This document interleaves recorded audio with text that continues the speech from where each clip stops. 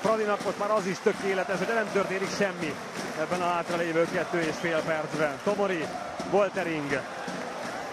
Szerencsére itt a végén jött bele csak a védésbe Georgievska, Petrovic azzal nem tud bemenni, újtos nem figyeltünk, védekezési hiba.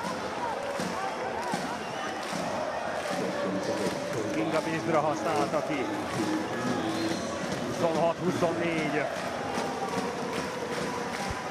Egy gól kell, az viszont elég lesz.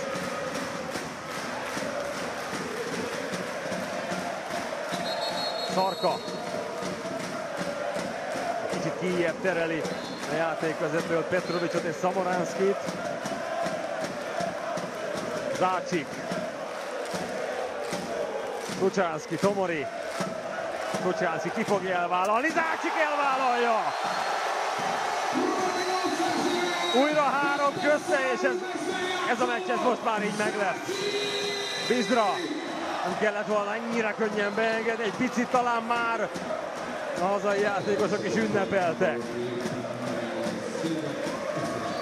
A különbség sem mindegy, mondanom sem kell, hiszen akár itt még őrült körbeverések is lehetnek ebben a csoportban. Minden gólnak jelentősége lehet.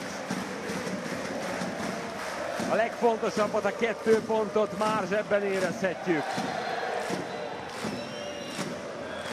Remélem, hogy nem kiabálok el semmit. 46 másodperc van hátra. Itt most már csak el kell dugni a labdát.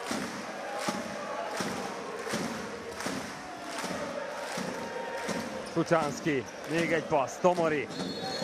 Ez így hibátlan.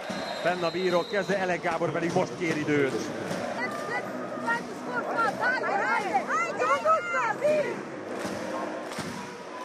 Zácsiknak állnak össze a játékosok, ahogy azt lehet hallani, de itt a védekezés a legfontosabb. Woltering nem tudott indítani, mert elment a labda. Meg vagyunk hátul, Georgievska, ott kellene egy falt, így is jó. Na nézzük ezt a hátralévő néhány másodpercet. Georgievska. Egy lövés védi Szikora, a kipattanó pedig a miénk.